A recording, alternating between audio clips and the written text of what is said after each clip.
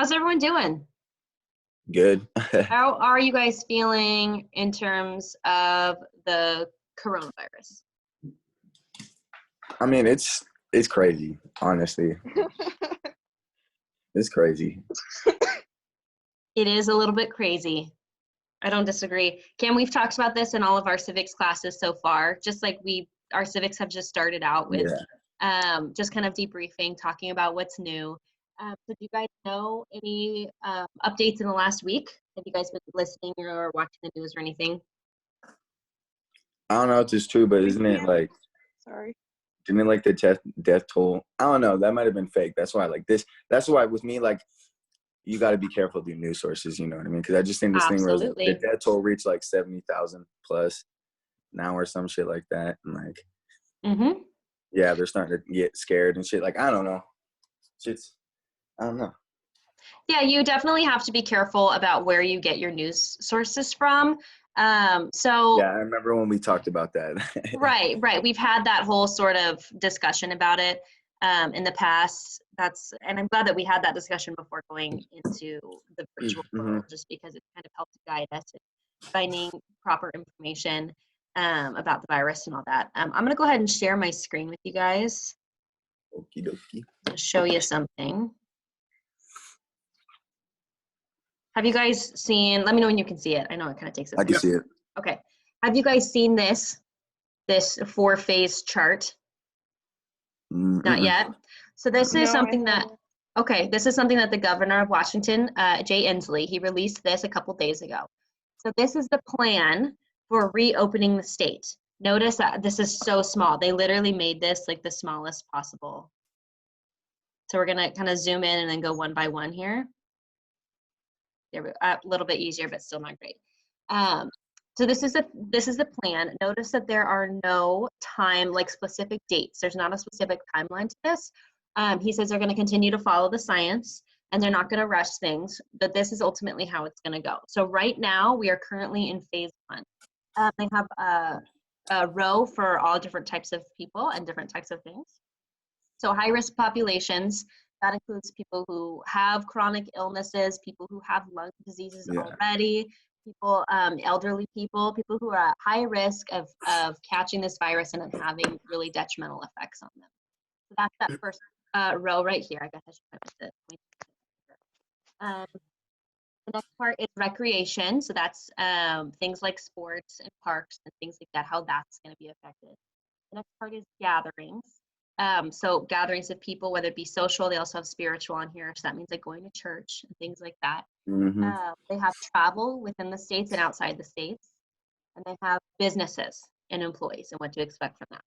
So we are currently in phase 1 right now. That means that high-risk populations still should be staying home the same amount. Recreation, some things opened back up. I don't know if you guys heard, but hunting, fishing, golfing, Yep, hiking, boating. fishing, I know, fishing opened back up. yes. So like I'm that's excited. kind of exciting that we're at least doing that. Those are really low risk. You're not typically gathering in huge groups of Yeah. people to go fishing, right? They're just saying that those places are open for you to go to now. You can go to a park with your dog. As long as you still stay 6 to 8 feet away from people, they're still asking that you don't congregate in huge groups. Just, if you, those sites are open again, camping sites are open again, things like that. So that's really exciting. And that's just in time for our nice weather, not today, obviously, but it's just in time for the weather warming up and all that. I think I wanted to make sure. In terms of gatherings right now, they say none. They have drive-in spiritual services, so like drive-in church things. Oh, I heard about One that. That's cool. household, one household per vehicle, so you can't grab a bunch of friends from all your different houses and drive into it. They still say make sure you already live with, right?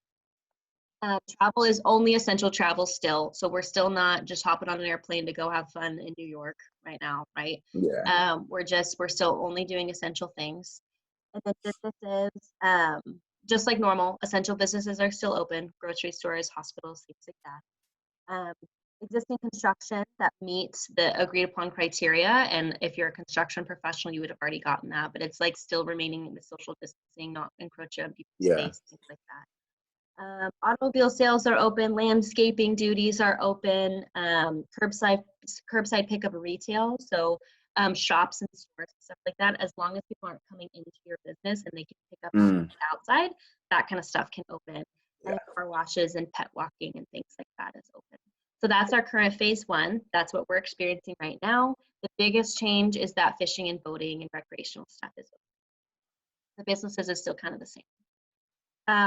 And then just to kind of paraphrase phase 2, 3, and 4, phase 2, a few more recreational activities open up. You can start to gather with a couple of people at a time. They say 5 people outside your household per week. So that means you're not going and getting with, 20 of your friends every day. But if you want to go have dinner at somebody's house, you're welcome to start doing that again. And then they're starting to open things like manufacturing and real estate and professional services. Hair and nail salons will start to open up in phase 2 as well. And we're going to gradually keep having people go back to their normal lives. So phase 3, 50 people get to hang out together. And then phase 4, as many people as you want get to hang out together. And then you can see the high-risk populations. Even in phase 4, they're still suggesting physical social distancing if you're a high-risk population, even in phase 4. So if that is you, or you have people, grandparents or things like that are considered high risk, still keep your distance from them and check up on them regularly, because they're still recommended that they keep those social distancing until we have a valid vaccine. Okay. So if you see this circling around Facebook, I've seen it on Facebook already, and I've seen people comment on it. This is what this is. Make sure that it's not, some people are going to try to Photoshop and make jokes about it or whatever. Make sure you're getting it from a good source. This is a Q13 news source from Washington State. So I know that this is trustworthy, that I got this from.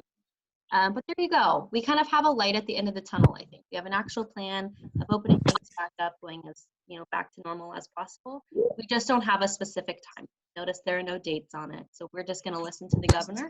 And I will update you guys once we know more about when we're moving on to the phases, okay? As of right now, yeah, did you have a question? So for us, what phase does that mean to start going back to school?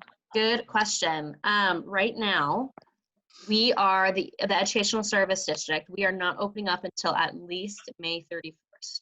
So we are still doing this until May 31st. That's the date our superintendent of the Educational Service District has given us. So we are, we're doing this for another month. And then the superintendent, he might extend it if the governor says we're not ready to move on to the phases more than a few people can be in one room together. They might extend it. But right now, we can bank on May 31st. I think things are starting to go back to normal. Something that I know that's kind of exciting. I think that this phase plan, some people are angry about it because they think it's too slow. They want things to open up sooner. But right now, we're going off of the science, and I am proud to have a governor that decides to base it on science and facts. Yeah. And things that are professional. I hear a lot of shit talking about him. I do too. That's what Can we talk about that for a moment, Lily? Please do. So have you guys following what's been happening in other states like Michigan or Georgia? You guys know anything about that? Aren't some states already back to normal? Yeah, back to normal, like opened. They're not back to normal, but a lot of them have basically decided we're going to reopen, and they haven't put in plans like what our governor has done. So let me mention Georgia first. Georgia has decided that they're tired of these stay-at-home orders, and they are going to basically full force reopen the state pretty much as normal. But right now, if you compare where they are phase-wise compared to where Washington is, it took Washington a good long time to get to where we are now. On average, Washington State is having about 200 new cases a day, whereas Georgia, and so we're on that downswing now. We're all the way down and we're leveling out. Our curve has been flattened because our governor took decisive action early and really limited the number of cases that our state was going to be faced with. If you compare Washington to some other states that were hit about the same time, Washington was one of the earliest hit states. Compare us to like California, who didn't take as quick of an action. We did have many more cases than California in like early April, and now California has like triple, quadruple the number of cases. It's something around there. Maybe you can grab the actual numbers for that, Lily. Yeah. But in Georgia, so I mentioned that Washington has about 200 cases per day, new cases per day. So we're on that downswing. Whereas Georgia, who was not voted, but decided to totally reopen, they're getting somewhere between 700 and 750 new cases per day. So they're not really on that downswing yet. The infection is still on that upswing, but they've decided, because they don't want to listen to the science, that they're going to reopen anyway. And so that's going to really impact the state, not only, the state of Georgia, but all the states around Georgia as well. That infection is not going to be 700, 750 per day. It's going to go up. And so they haven't given the proper time to really let the infection level out. And so because they're opening soon, they're just going to cause a lot more problems for the states around them. But one of the big things they're facing now, and the reason why they have this big push, is because they have a ton of protesters, right? People protesting the stay-at-home orders. So Michigan, even at their state capitol, they essentially had armed protesters storm the Capitol. And they kind of intimidated the governor. The governor has kind of stood his ground, but that's essentially terroristic action, right? And so people are very strongly opinionated about basically saying that the numbers that are reported, the deaths that are reported, when we're talking about Cam, are drastically over-reported. That's what a lot of these protesters believe. They believe the 73,000 or 72,000 deaths as of this morning is drastically over-reported. But the science actually says the opposite. The science is saying that that number is drastically underreported. And if we had been tracking when this first started, if we had the appropriate testing in place when this first started, just like some other countries, then our number of the deaths, if we were tracking properly, the deaths would be over 100,000 right now. Easily over 100,000. Some scientific estimates believe the number would be double what we have now if we were tracking properly. Because a lot of the deaths early on that they were attributing to not COVID, because they weren't testing those people to COVID. They were attributing it to pneumonia or some type of infection. So we've had a lot of deaths related to this, but we're not tracking that appropriately. And so I really want you to think about that when you see protests, because there's protests going on in Spokane, people protesting these phases that our governor has outlined. But remember, these phases are scientifically driven. But at the same time, I do kind of have some empathy for these protesters, because our government hasn't acted in an appropriate way to respond to this virus. And so a lot of these people are protesting, understandably, in my opinion. They can't support their lives. They can't pay their rent. They can't pay their bills. They want to go back to work. So they want things to open up. But the problem is, even if things open up right now, do you think everybody's going to be going back to normal as it was? It's pretty unlikely that's going to happen. I know I wouldn't start shopping normally again like I used to. Most people wouldn't. So I do have empathy for them. I definitely wish our government took quicker action to respond to this.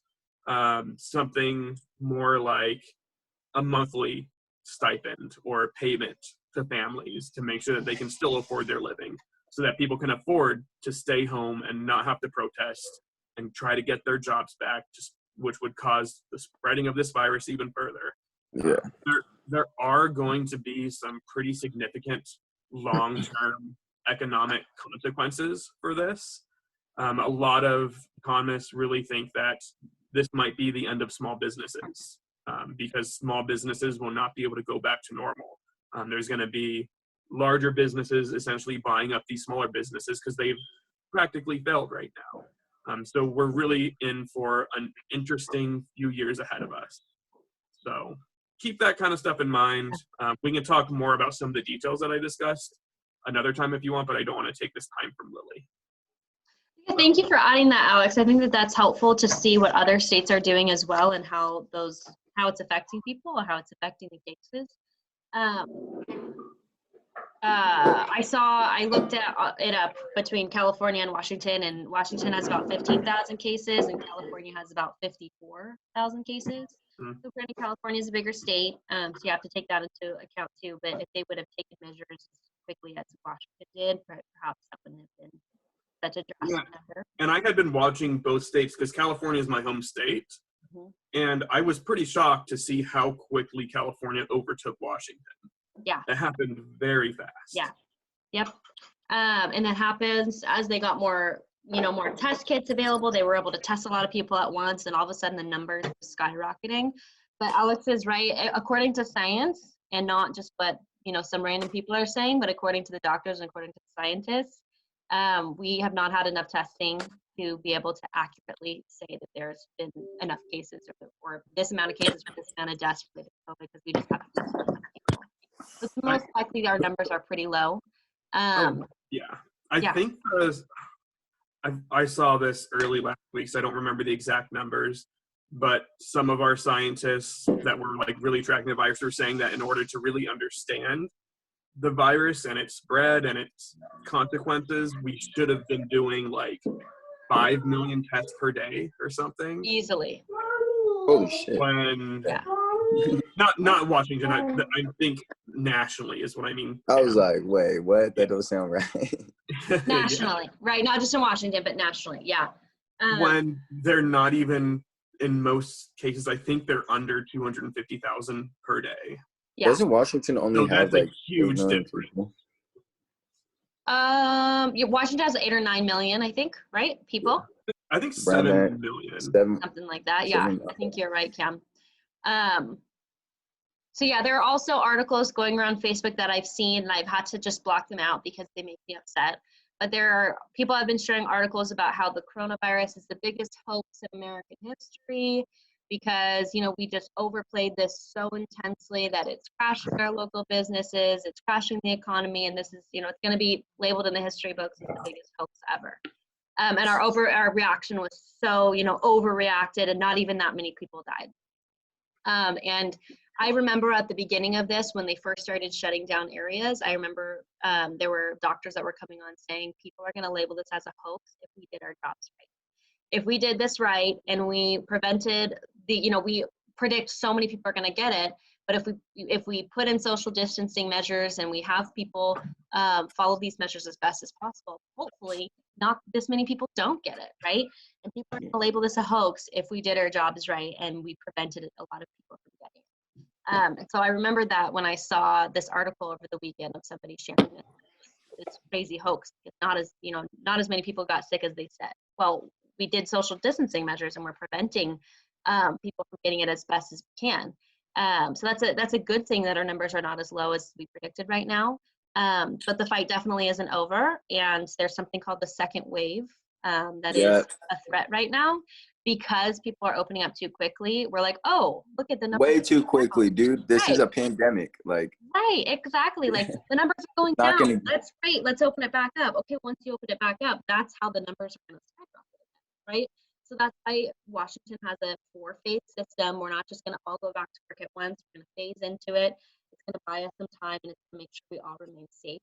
Social distancing will probably be a thing for many months to come until we could get that vaccine and develop herd immunity, where so many people have immunity to it that we're not going to be spreading it around as much. So that's. I have a lot of empathy for the scientists too, because you're right, Lily. No matter what they do, they get a bad rap. Right. It's their fault no matter what. If the virus is spreading because politicians didn't listen to them, it's the scientists' fault because they didn't push hard enough for their beliefs. It's really not like that's. Right. Yeah, right. I mean, we're not listening. If they do their job right, dude, literally, that's their job. You know what I mean? Right. But if we do listen to the scientists and it doesn't spread, the people get mad at them because they act like the scientists were overplaying the risk. Exactly. So yeah, now that's the newest thing. Oh, the numbers aren't as high as they said they would. It's a hoax. When really, that's a good thing because that means that we're doing our part. to make sure that it doesn't spread. And we're going to continue to do that. And I hope that you guys will as well. That's what we're following at the Educational Service District. I'm proud to be in Washington State, where they really follow the science, and they're doing their best to protect their people. And I hope you guys are too. So if you see these things that say it's a hoax, or you have somebody that tries to talk to you about it being a hoax, I hope that you remember this conversation. You could be like, hey man, that means that we're doing our social distancing measures correctly. And remember, it's not about reducing the total number of cases. It's about reducing the number of cases that happen at one time. So you don't overcrowd the healthcare system. The number of cases, there's gonna be a lot of people that get sick regardless, right? We're just trying to make sure that it doesn't all happen at once, because then our hospitals will be overcrowded and our doctors will start to get sick and we won't have any way to take care of them. You're cutting out, Lily. What's that? You're cutting out. Oh, I'm cutting out. I'm gonna mute you guys if you're not already muted. Okay. That's sometimes part of it, just because there's interference. Okay, anyways, I'm gonna move on. We have can you hear me okay? Am I still cutting out? You're good. Okay. We have just a little activity based on principled leadership, and I'll explain what that means in a little bit. It's just about how to be a good leader, and what it means to have morals when you're a leader. So it's going to be all about that. We're really shifting gears. It doesn't have a lot to do with the coronavirus or anything like that. We have a nice activity. I think it's a good time in our society to be good leaders and to make good moral-driven decisions, because we have a lot going on in our lives right now. So I think it's a good thing to talk about. So you guys are welcome to unmute yourselves so you can answer this question. What do you think guides you in life as you make your decisions? Personally, what guides you in your life when you make decisions? Probably the past.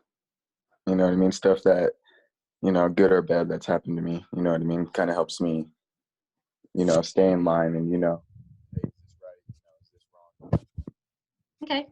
So your experiences that you've had in the past kind of teach you how to react in the future and how to make decisions. Yeah, I like that. What about you, Sage? What guides your decision making? Honestly, my faith. I like that. Yeah, absolutely. Your faith and your spirituality guides your decisions. Absolutely. Bailey, what about you? What guides you in your life when you make decisions? What kind of things make decisions?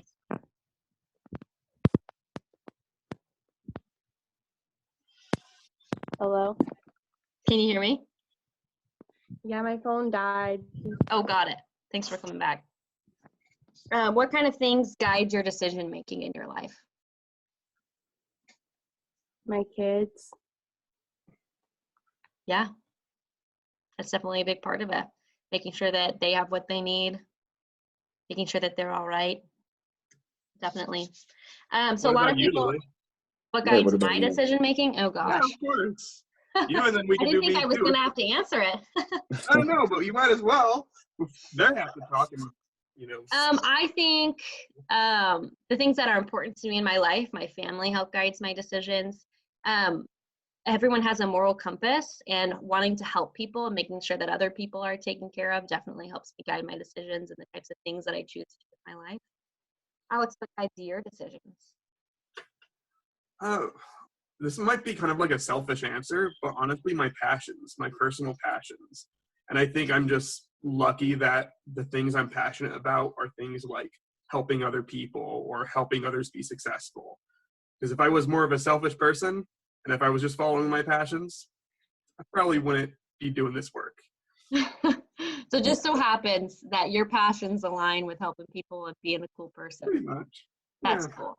You That's could awesome. definitely see that. I know, right? I can see that with him for sure. He's That so makes a lot of passionate. sense now. So we do all have a roadmap. We all have a compass. We all have things inside of us that tell us what we're going to do that day, what we're going to decide, whether it's, wanting to make sure we're taking care of family members or following our faith or wanting to help people. Those are all things that help us make our decisions. So the roadmap that you turn to when you need direction, it's called your system of values. The things that you value in life are the things that are going to help guide your decision making. It tells you whether things are right or wrong.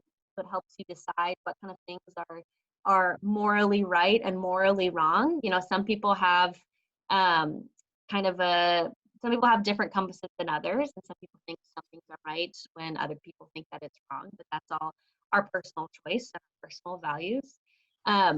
So let's think of some examples in order to illustrate that. So if you have to choose between watching like a big football game on TV or something like that, or helping out a friend, whether they're, you know, moving or helping them out with homework or something like that. If you're going to choose like watching a football game or helping out a friend, what kind of things are going to help you decide that?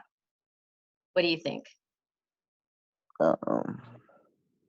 Probably your like honest feelings about that person. You know what I mean? You know how you know just who they are. You know, as a person. I feel like, you know what I mean?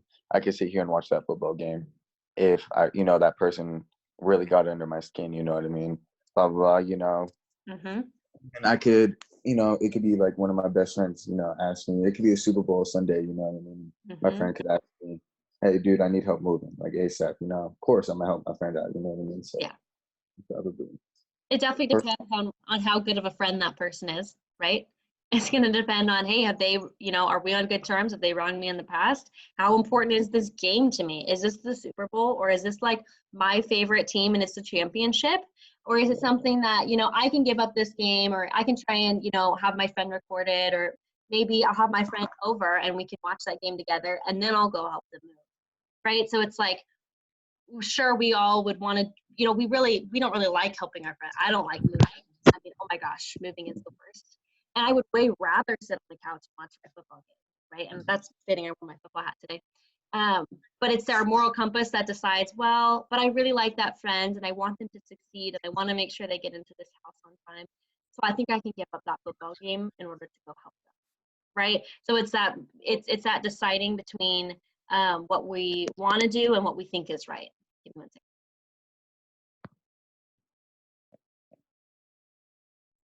My computer's about to die. I forgot to grab my charger. So it feels a little bit corny, but it really does work. If you're lost and you have a map and a compass, then you can always find your way. And that's the same when we talk about morals. What's that, Kim? Oh, I think he's talking to somebody else. I just had a fucking. That was weird. Are you good? Yeah, everything turned off for like 2 seconds. Like, yeah, 2 seconds. Turn back on. Oh, weird. Well, I'm glad you're back. You did pause for a second. So this is the same for decision-making process. If you feel confused, what do you fall back on to help you make that choice? You say, we're going to make our decision based on the friend. We're going to make our decision based on how important that person is to us, right? Yeah. So the values and the principles of a group or organization, they tend to take on the values and principles of its leadership, right? So the values and principles of yourself as a leader, those are the kind of things that you can pass on to whatever group you're in, whether it's your youth build cohort. We have two of our leadership people here that are on the leadership committee, Sage and Cam. And so those people, we decided that they had awesome morals, they had awesome values, that we knew that their leadership skills could help shape this cohort to be awesome and to be on time and to care for each other, because we saw those values in our people. Travis is another one, but he can't be here today. So as a leader, you have to ask not only what you have in your personal system of values and principles, but what you want as the system to guide decision making and behavior in your cohort. Right? That's what our leadership committee is all about. Is making sure that we have people. I could have been a better leader, but the last week, you know what I mean. But it's hard, and it doesn't mean just because you're on the leadership committee doesn't mean that you're a perfect leader all the time. No, I had to get a phone. That was my problem. Right. Sure. And I know Travis couldn't be here today. He's got other stuff he's dealing with. So that doesn't, just because you're on the leadership committee doesn't necessarily mean that you have to be this perfect leader all the time. It just means that when you pitch yourselves and you campaign for yourselves up there, we saw that you have those good morals and those good values that were going to help guide this cohort to be awesome and to be the best that they could be. And we definitely saw that. Okay, so I am going to, oh, there he goes. We lost Cam, that's okay. I'm going to share my screen with you guys again. And this is typically designed to be in person, and so you're supposed to get into groups and talk about the individual things. But because that's not what we are able to do right now, we're just going to go through and we're going to discuss these principled leadership characteristics. There's an author, his name is Stephen R. Covey, And he wrote an entire book based on principle-centered leadership. So again, our principles are our morals and our values. Those are principles. And the following things he has determined are characteristics of leaders that have good morals and good values and good principles, okay? So we're gonna walk through these a little bit. And as I go through these, start thinking about which ones you think are the most important to you and maybe the least important to you. So we have a good leader is somebody who is continually learning. They seek training, they listen to people, they learn from their experiences. That's something that Kim was talking about earlier. They are service oriented. So they see their life as a mission to serve others. That's what Alex was talking about, right? He sees his life as his passion is helping people, making sure that people succeed. And that's a quality of a good leader, according to this guy. They radiate positivity. They are optimistic. They have good, positive attitudes. They're upbeat. I definitely see that in Sage as one of our leaders. I see that for sure. They believe in other people. So they don't overreact to things like constructive criticism. If you were in our construction classes in the last week or two, we've talked a lot about accepting constructive criticism and being able to just not take it personally, but to make yourself better based on constructive criticism. So they don't overreact. A good leader doesn't overreact to that or negative behavior or weaknesses. They understand that behavior and potential, those are different things. So somebody's negative behavior doesn't mean that they don't have potential to be awesome, right? They also lead balanced lives. So they don't just focus on work or they don't just focus on youth build. They're social, they're intellectual, they have other life interests as well. They balance their lives out. They might see life as an adventure. They savor life. They're not afraid of the unknown. They like it because it might be educational. They like to learn new things and experience new things. They're synergistic. That's kind of a big word, but it just means that they like change. They're not afraid of the unknown and improving situations in which they might become involved. They like that as well. Bye, Alex. I think you just left. They also exercise self-renewal. So that means that they exercise the 4 dimensions of human personality and these 4 dimensions that I've talked about in lots of different textbooks. There's physical, mental, emotional, and then spiritual, kind of like what Sage was talking about. Those are the things that kind of guide our personality. And so a good leader would make sure that all 4 of those characteristics are taken care of, so that they're doing some self-care. They're making sure that they're the best that they could be, which might mean going for walks, which might mean taking a break from the cohort and doing things that foster those for themselves. So like Sage was saying, her faith guides her, so she might need to take breaks and go sit with her faith and maybe go worship and things like that. So I only have Sage and Bailey here right now. We lost Cam. I think maybe his phone was being funny. But what do you guys think are the most important characteristics here of a leader? What do you guys think?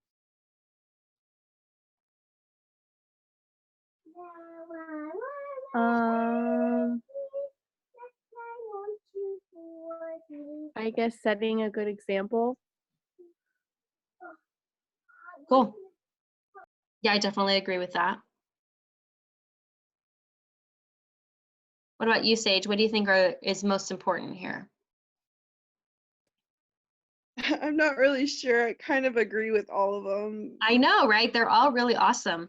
Yeah. I'm going to explain to Cam. So if you see one that really pops out to you, let me know. Sorry. It's okay. I had a little power out. My fucking Wi-Fi. Oh, using got it. my data. Yeah. Okay. We won't be on for much longer, so no worries there. Cam, we are just going over these 8 characteristics of a principled leader. So a leader that has really good morals and values that guide them. And so take a look at this screen and let me know what you think is the most important, or 2 or 3 of the most important things to you when talking about a leader. I really like number 6. Yeah? Why is that?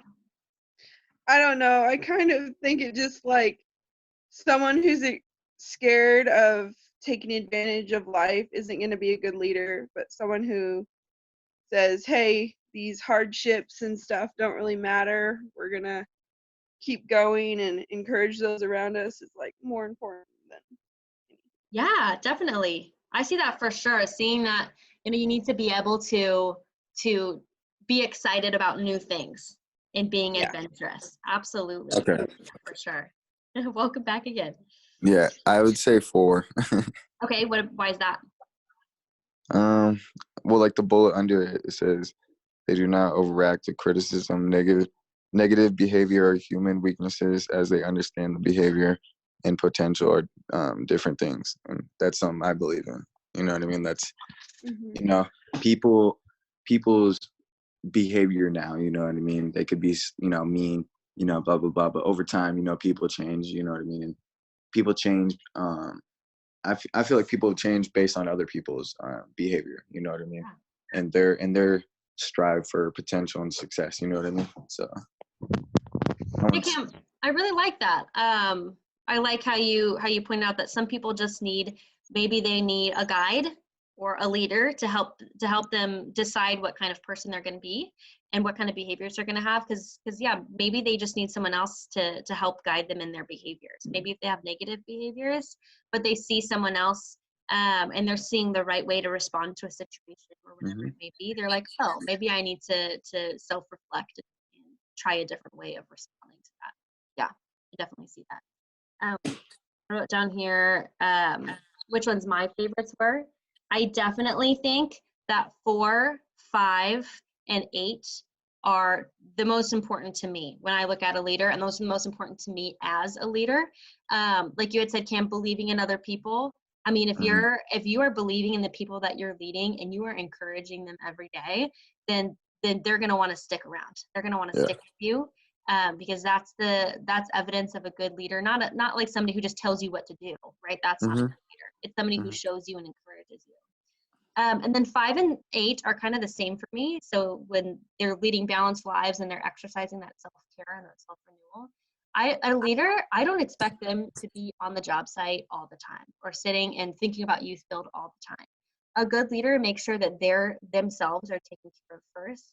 Because how can you be a good leader and direct other people before you take care of yourself and make sure all of your needs are met? So this is kind of that, like, it's okay to be selfish sometimes. It's okay to take breaks and go do the things that foster your personality, whether it's going and worshiping for your faith, or whether it's taking a mental health break and reading or getting outside and doing some exercising.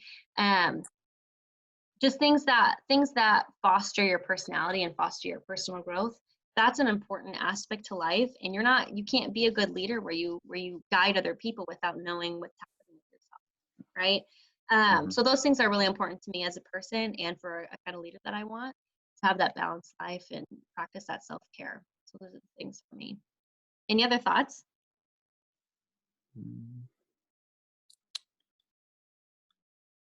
Is there anything here that maybe is not so important to you? That it wouldn't really matter if a leader had that characteristic or not?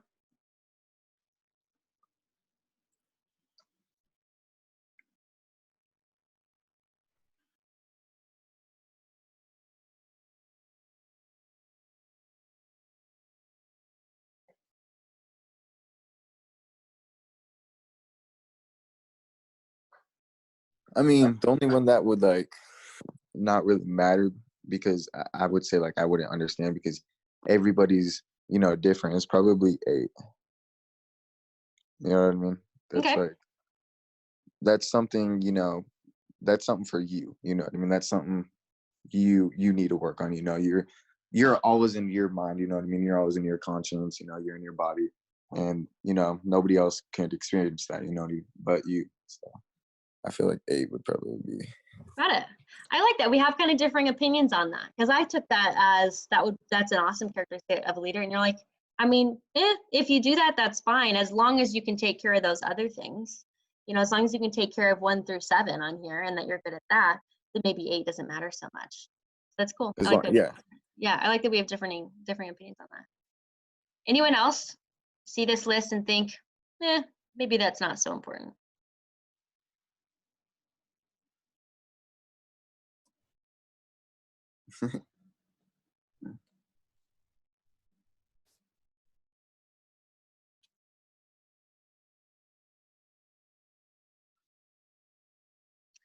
Personally, I think number 2 is probably the least important. I still think it's important to be service oriented and think that helping others is definitely, part of your life's mission. I think that could be important. But among the other things, I think it's the least important for me, at least. I think as long as you're believing in your people, and you have that positive energy, and you're always willing to learn, and you're making sure that everything is synergistic, we're working together, and things are changing, and that's okay. I don't know if making your life's mission to serve others is really important. But that's just me. That might be something that you guys think is really important, but that's just mine. I didn't even see that one, honestly. It's so hard to see. Sorry. Is it hard to see? I know. I was trying to show them all at once. No, I'm just blind. You're just blind. Got it.